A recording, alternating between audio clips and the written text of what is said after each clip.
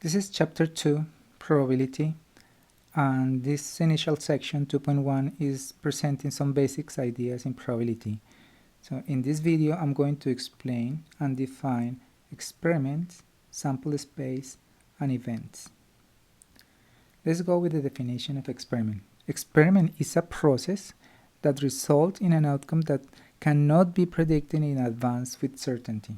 Like, for example, when you roll a die, or when you toss a coin, or when you do any kind of measurement like measuring the temperature at the center of the room. Event is the outcome of such process of the experiment. So that will be like the 6 when you roll a die, like the 3 when you roll a die, or can be a set of outcomes like saying the even result of when you roll a die. Well, and sample space is a set of all possible outcomes of an experiment.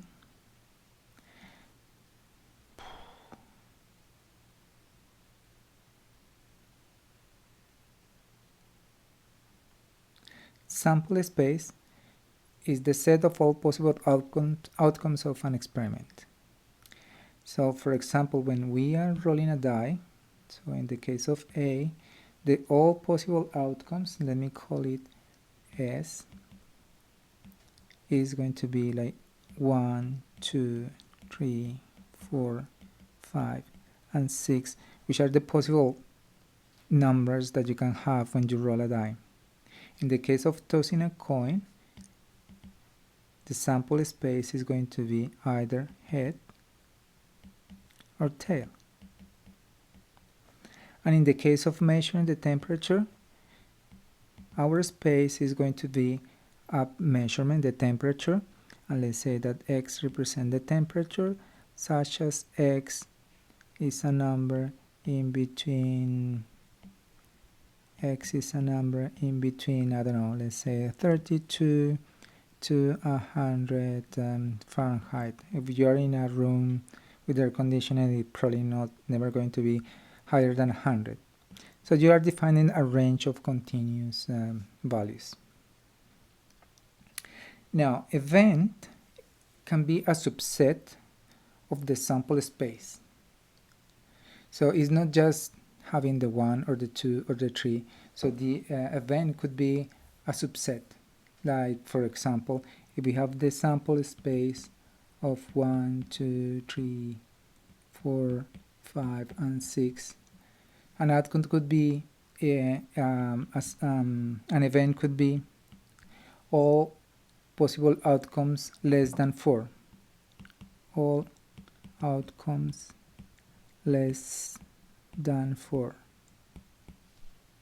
So that's a possible event, and in that case it's going to be equal to 1, 2, 3, and 3. Another possibility will be like B, another event, it will be an odd result. So let's say that X is an odd result. So in that case, our event is going to be composed by 1, 3, and 5. Okay? So a given event is said to have occurred if the outcome of the experiment is one of the outcomes in the event.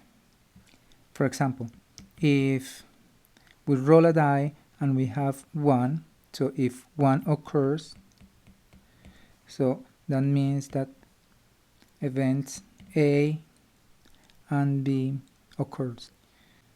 Let's consider the following example. We're in a construction and we have 3 bulldozers, B1, B2, and B3.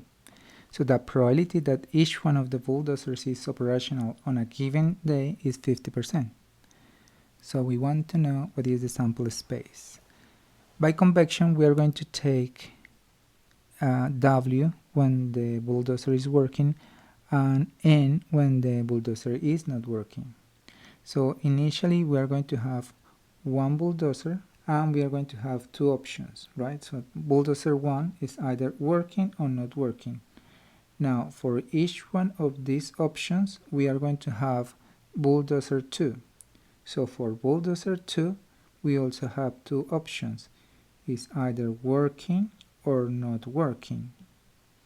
Working or not working. So if we include bulldozer 3 for each one of these cases, we are going to have the whole picture, bulldozer 3 and the different options, working and not working. So what we need to have for the sample space are all the possible combinations of bulldozer 1, 2 and 3 working and not working.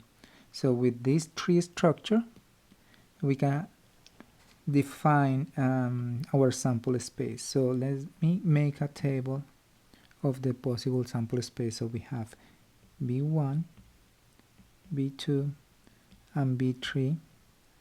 So and we are going to follow each one of the branches. So the top one is going to be W, W, W. So B1 working, B2 working and B3 working.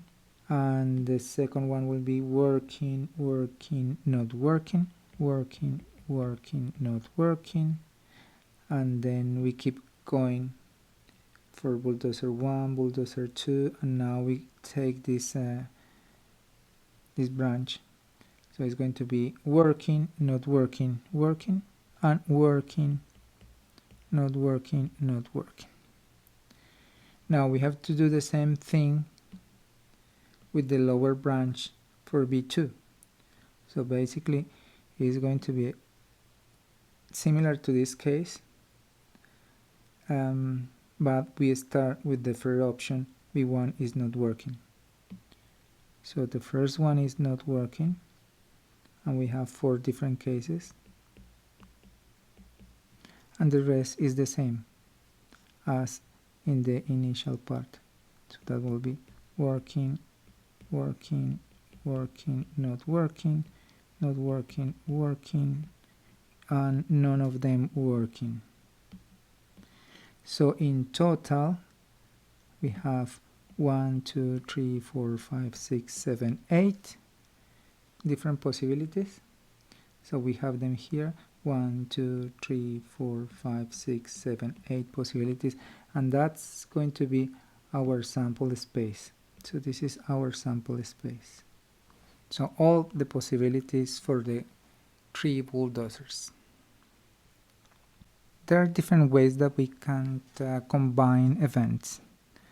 And let's consider the example from the previous page and the following 2 events. Event A, in which B1 works, and event B, in which B3 works. So from the table, let's identify what are the outcomes that belong to event A. So we have event B1 works, so that will be all the first 4 will correspond to event A, and event B, it will correspond to the cases in which B3 works. So we have this, this, this, and this. So we can see that there are like 3 different or 4 different sets that we can differentiate. So the best way to interpret these different sets are with Venn diagrams. So we are going to identify union of events. We can identify the intersection of events and the complement of events. Now let's look into the Venn diagram for this case. I already made it, and let me highlight, for example, event A and an event B are the ones in green. So we have this, but we also have this one. So we can see that in the middle we have the intersection of the 2. So that's going to represent A intersection B. Let's do it in a red color. So this is going to be A intersection B, and the union of the events A union B, so contains the elements of A and the elements of B. If we consider the complement of the union of A and B, so look at this element that does not belong to A and B. They all belong to the sample space, but these elements do not belong to the union of A and B. So we can identify these elements in the following way. We can say that this is A union B complement.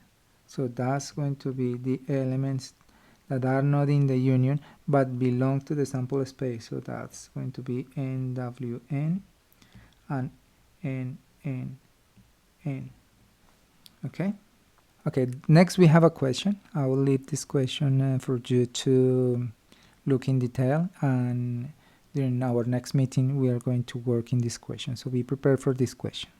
Let's have a look into mutually exclusive or disjoint events. So again, the same example, event A is going to be B1 and B2 works.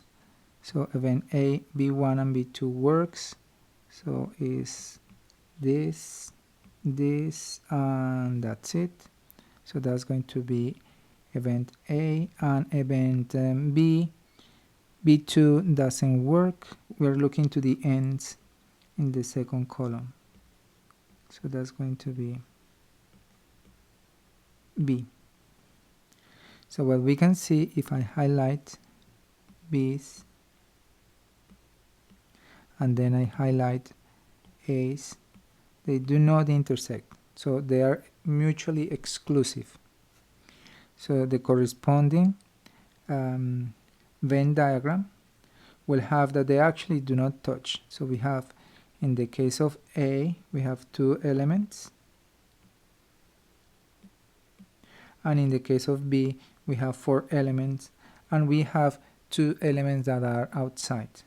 So in this case, we can write that A intersection B is equal to the empty set, or we can say that A and B are disjoint.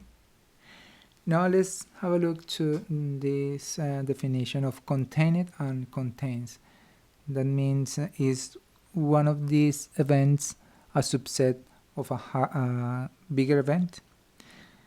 So for this example, I have event A, the case where B1 works, and event B will be B1 and B2 work.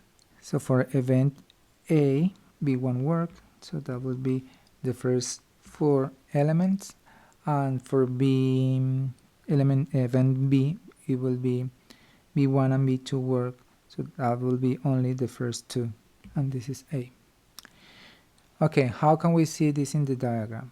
So now I have everything square. It's easier in this way.